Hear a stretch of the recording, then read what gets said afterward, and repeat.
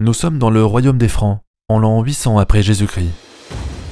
Après un couronnement à Rome, organisé par le pape en personne, Charlemagne refonde l'Empire romain d'Occident plus de 300 ans après sa disparition. Des rives de l'Oder aux Pyrénées, puis des eaux froides de la Manche à celles plus chaudes de l'Adriatique, l'empereur annonce le retour de l'autorité impériale comme si celle-ci n'avait pas disparu. Preuve de son engagement à faire renaître le projet romain, il se proclame à égalité avec l'impératrice d'Orient, à Constantinople, qui tient toujours la Grèce et l'Anatolie. Bien sûr, quand on parle de Rome aujourd'hui, notre imaginaire nous renvoie l'image des légions, des impérators au manteau rouge et des palais de pierre blanche construits pour Jupiter. Cependant, à l'époque de Charlemagne, la notion de romanité en est très éloignée. En effet, pour les Francs, il s'agit plutôt de continuer l'Empire romain tardif, celui de Constantin ou de Théodose, qui va de l'an 300 à 476. Un empire chrétien qui ne tolère pas les religions concurrentes, un empire germanisé où les chefs germaniques jouent un rôle de plus en plus important, et un empire appauvri où la population a fui les villes pour les campagnes. Mais sans qu'ils s'en aperçoivent, l'Empire romain de Charlemagne est un colosse aux pieds d'argile qui n'a pas les moyens de ses ambitions. Très vite, les guerres civiles et les invasions scandinaves vont plonger l'Occident dans l'anarchie.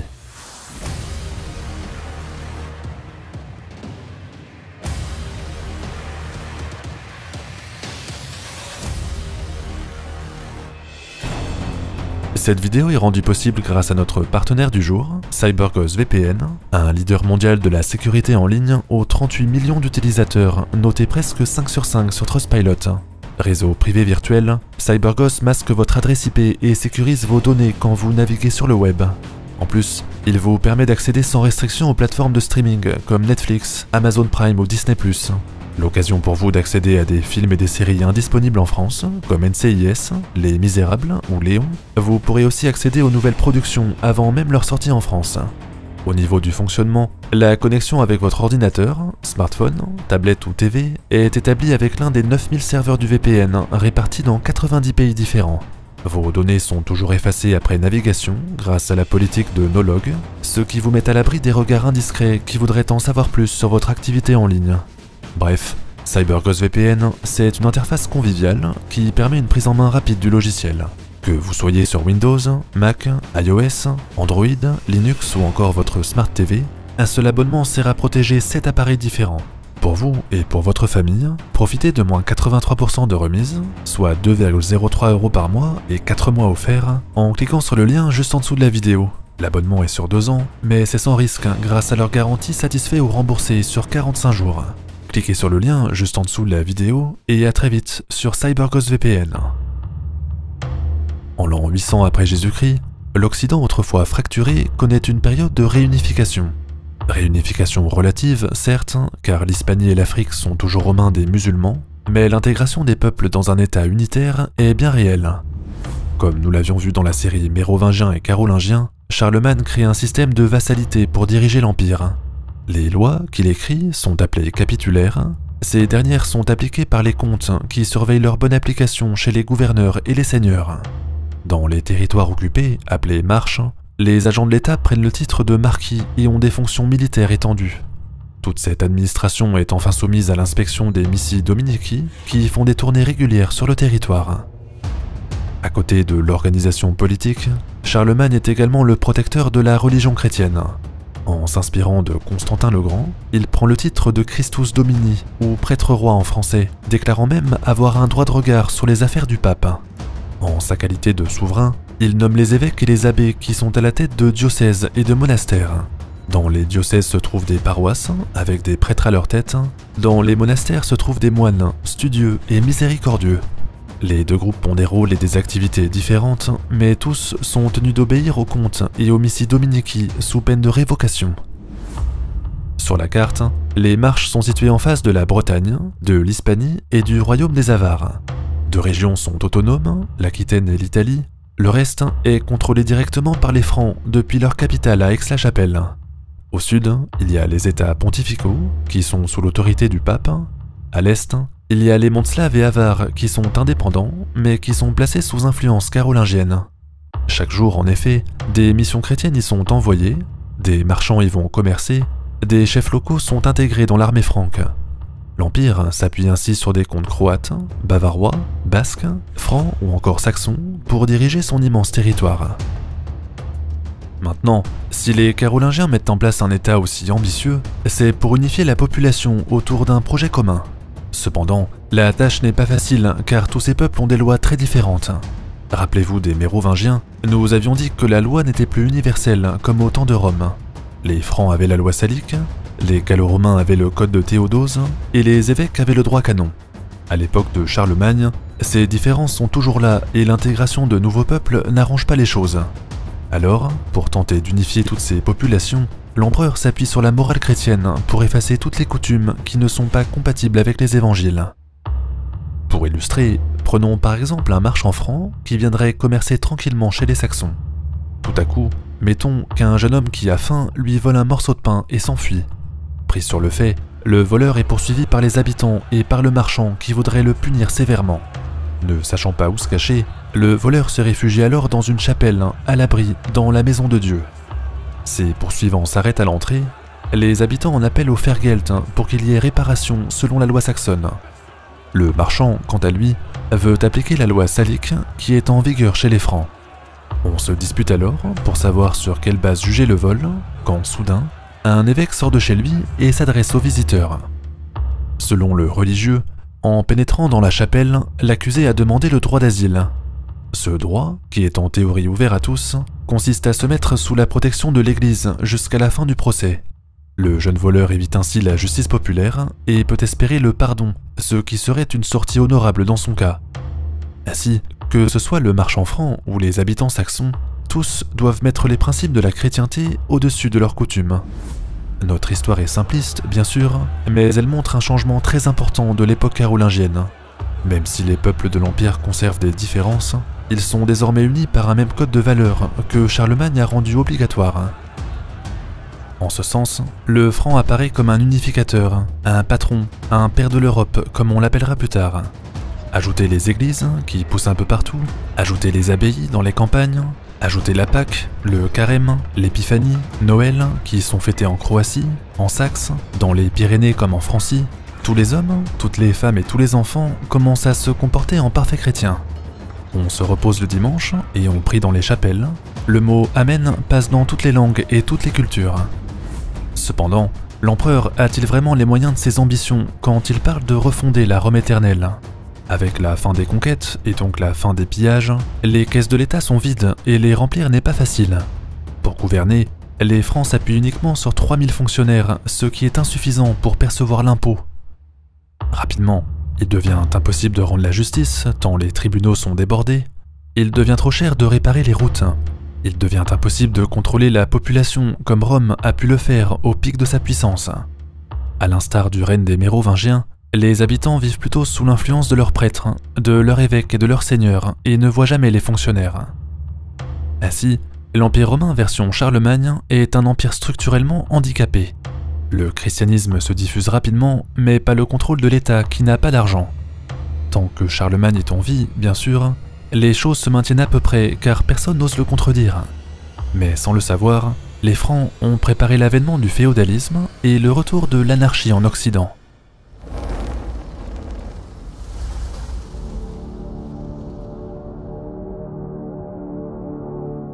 Entre 800 et 814, Charlemagne gouverne un empire gigantesque qui s'étend sur des milliers de kilomètres.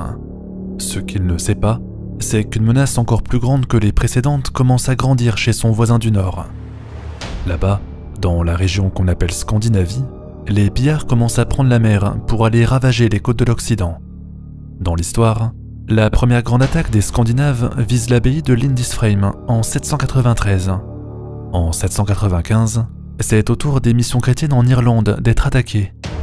En 799, les hommes du Nord bifurquent vers le sud et attaquent l'île de Noirmoutier. Les soldats de Charlemagne sont surpris. Les visiteurs appliquent une méthode simple et imparable qui consiste à attaquer des cibles isolées puis à repartir avant l'arrivée des renforts. Les monastères, abbayes et ports de commerce qui renferment de grandes richesses sont pris d'assaut sans prévenir. Devant ces premières attaques, Charlemagne prend la menace très au sérieux et met toutes les côtes en état d'alerte. Partout, des forts sont installés à l'embouchure des fleuves, des casernes sont construites en bord de mer, des flottilles armées jusqu'aux dents patrouillent sur les eaux. Devant l'énergie déployée par le Carolingien, les hommes du Nord ne recommencent pas et se tournent plutôt vers la Bretagne, vers l'Écosse et vers les îles anglo-saxonnes moins protégées. En 813 par exemple, les Bretons de l'île de Boin sont victimes d'un débarquement qui met à sac toutes les maisons, tous les entrepôts et toutes les casernes.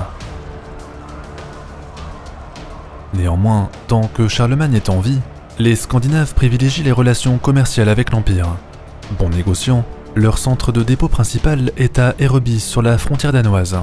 De là, les marchands prennent la mer, remontent les fleuves comme le Rhin, la Somme, la Seine, la Loire, la Charente et la Garonne. Ils fréquentent les ports francs comme Dorestad, Kantovik, Jumièges, Rouen, Nantes et Bordeaux.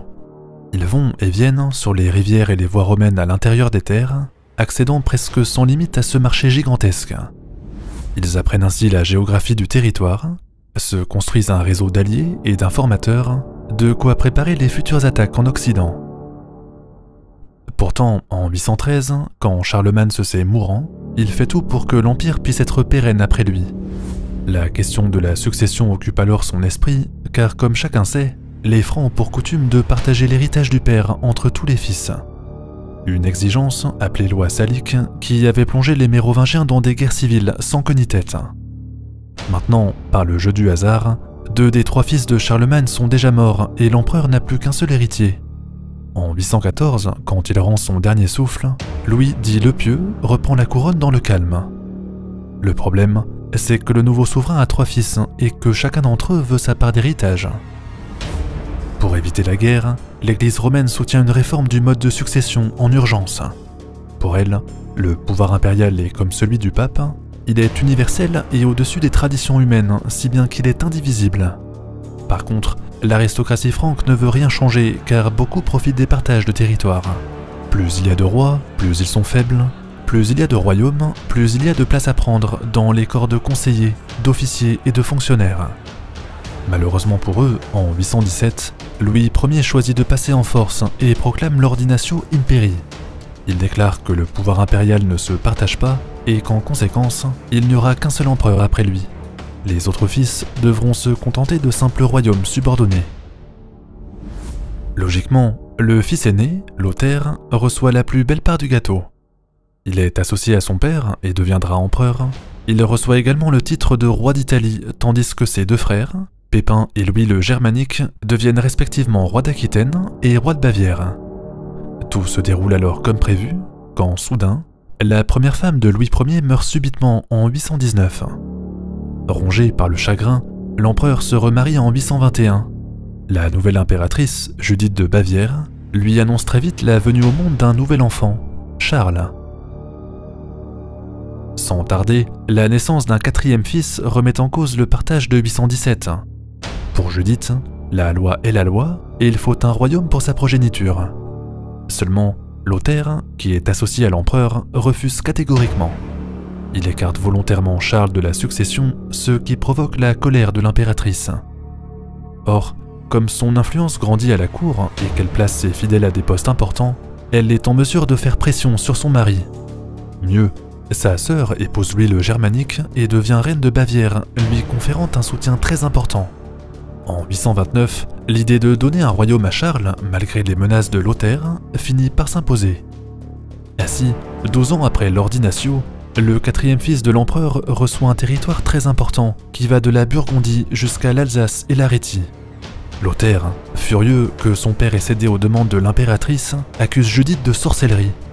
En 833, depuis son royaume d'Italie, il appelle à lui le pape ainsi que ses 2 frères en Aquitaine et en Bavière. Appuyé par 3 alliés, il réunit une armée gigantesque et marche sur la capitale. En surnombre, la coalition rencontre les troupes de l'empereur en Alsace, non loin de Colmar aujourd'hui. Dans un lieu nommé plus tard les Champs du Mensonge, Louis Ier tente de rappeler ses enfants à l'ordre. Le pouvoir, il l'a hérité de Charlemagne. Il est divin et sacré et ne peut être rendu sous la contrainte. De plus, la loi est la loi, le 4e enfant doit recevoir sa part d'héritage. Néanmoins, Lothaire accuse encore son père d'avoir été trompé, ensorcelé et d'avoir commis des crimes. Le pape étant présent personnellement, les partisans de l'empereur changent de camp les uns après les autres. Pour le pontife, C'est une bonne façon de rappeler que sans lui, les Carolingiens ne sont plus rien. Les vainqueurs exigent alors l'abdication de Louis, ils font enfermer sa femme dans un couvent et font placer le jeune Charles dans un monastère. Lors d'une procession publique à Soissons, Lothaire oblige même son père à avouer ses péchés devant la foule. « J'ai péché », doit hurler Louis sous la menace. « J'ai péché, car j'ai violé la loi de Dieu pendant mes années de règne. J'ai péché, poursuit-il, parce que j'ai enfreint les lois humaines au mépris de mes engagements. » Et avec les accusations de sorcellerie qui visent l'impératrice, avec les accusations de crime qui visent le mari, les évêques et les nobles autorisent le transfert du pouvoir impérial vers le fils aîné. Une véritable humiliation que le fils de Charlemagne n'oubliera jamais. En effet, alors que les trois fils sont repartis dans leur royaume, Pépin d'Aquitaine et Louis de Bavière ne sont plus d'accord avec Lothaire qui s'est taillé la plus belle part du gâteau, encore une fois. L'occasion pour l'empereur déchu de préparer sa vengeance, il s'évade de prison, il s'allie à son cadet et à son benjamin, puis fait la guerre à son fils aîné. Impuissant, Lothaire doit rendre les armes à son tour et accepter le retour de son père. En 835, lors du concile de Thionville, la paix est enfin signée. Judith de Bavière sort de son couvent et reprend sa place sur le trône, mais si le couple impérial est de retour, alors l'empereur réclame un royaume pour son quatrième enfant, Charles. Sauf que Lothaire, Pépin et Louis le Germanique préparent déjà la riposte. Bref, les querelles d'héritage plongent les Carolingiens dans le chaos total. Sans surprise, les défenses sur les côtes sont négligées et les hommes du Nord, qui se tenaient jusque-là tranquilles, en profitent pour attaquer l'un des plus grands ports de l'Empire, à Dorestad.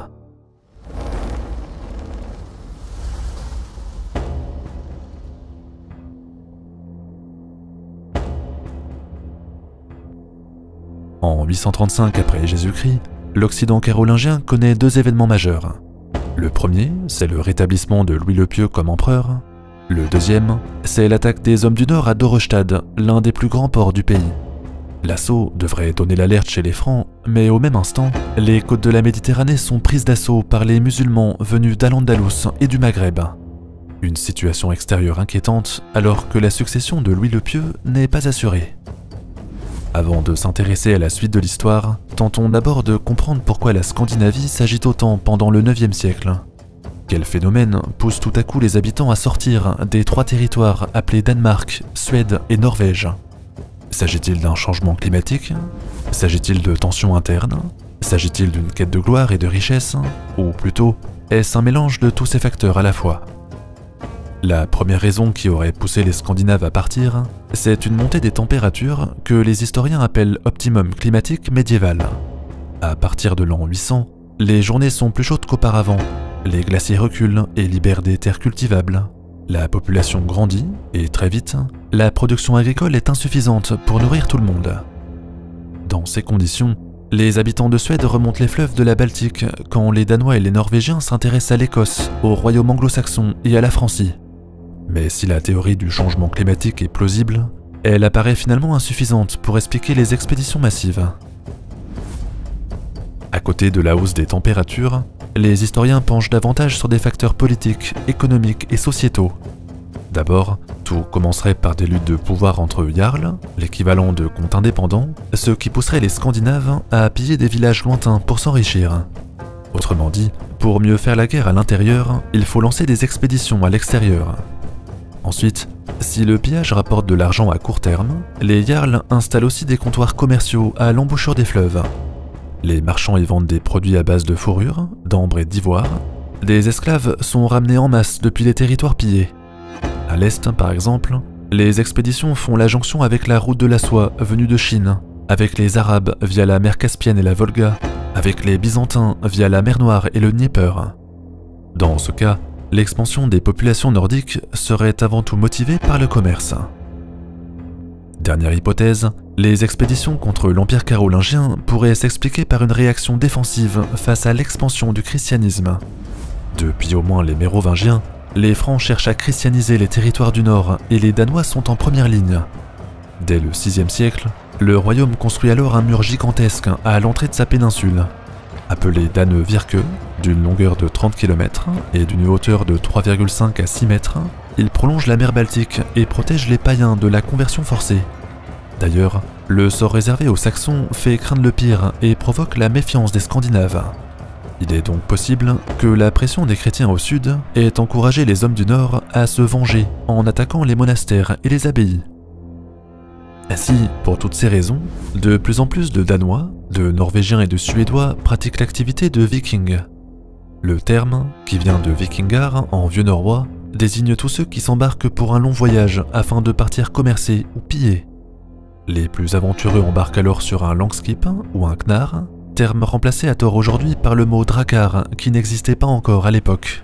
Ces navires allongés et très étroits permettent de naviguer à la fois sur la mer et sur les fleuves. Si l'équipage rencontre un pont, un dispositif très ingénieux permet de rabaisser le mât du bateau afin de passer sans encombre. Une fois franchi l'obstacle, le mât est relevé et la voile est hissée encore une fois afin que le langskip puisse repartir de l'avant. De cette façon, entre les années 830 et 840, de plus en plus de Scandinaves pratiquent le viking alors même que les Carolingiens connaissent une crise politique sans précédent. En effet, pendant que les hommes du Nord parcourent l'Europe, l'accord entre les fils de Louis Ier prévoit toujours qu'à la mort de l'empereur, le titre impérial puisse revenir uniquement au fils aîné, Lothaire. L'ennui, c'est que ce dernier veut toujours exclure son demi-frère de la succession afin de conserver une plus grande part d'héritage. Pour lui, hors de question de revenir sur le partage de 817 qui l'arrangeait bien. Cependant, l'impératrice Judith, la mère de Charles, renouvelle son alliance avec Louis le Germanique pour résister à son beau-fils. Mieux, quand Pépin d'Aquitaine meurt subitement en 838, le père confie son royaume à son quatrième fils sans consulter Lothaire. Le roi d'Italie est donc toujours le seul héritier du titre impérial, mais il est seul et isolé face à son frère et à son demi-frère. Heureusement pour lui, il passe une alliance avec Pépin II, le fils du défunt roi d'Aquitaine, qui s'est fait voler sa couronne. Les deux parties cherchent du soutien parmi les comtes et les évêques, et se préparent à la guerre. Ainsi, avec les hommes du Nord en embuscade, les Carolingiens s'apprêtent à plonger dans une crise de succession très violente. En 840, quand Louis Ier le Pieux rend son dernier souffle, le parti de Charles, qui contient l'Aquitaine et une partie de la Francie, allié au parti de Louis le Germanique, en Bavière, affronte le parti de Lothaire Ier qui contrôle la partie orientale de l'Empire et les zones rebelles du sud-ouest. Forcément, les casernes sur les côtes se vident de soldats, les flottilles qui patrouillaient les bords de mer n'existent plus, les avant-postes à l'embouchure des fleuves sont abandonnés. Une occasion rêvée pour les pillards de repartir à l'assaut des côtes de la Manche, de l'Atlantique et de la Méditerranée. Si cet épisode vous a plu, n'hésitez pas à vous abonner et à laisser un j'aime pour nous soutenir. Cet épisode est le premier d'une série complète sur les invasions vikings, alors n'oubliez pas d'activer la cloche pour ne pas manquer la suite. Dans la prochaine vidéo, nous verrons comment les Carolingiens ont tenté de résister aux vagues de pillage. L'occasion pour nous de découvrir l'épopée d'un personnage légendaire, un chef connu sous le nom de Ragnar Lothbrok, qui va remonter la Seine jusqu'à Paris.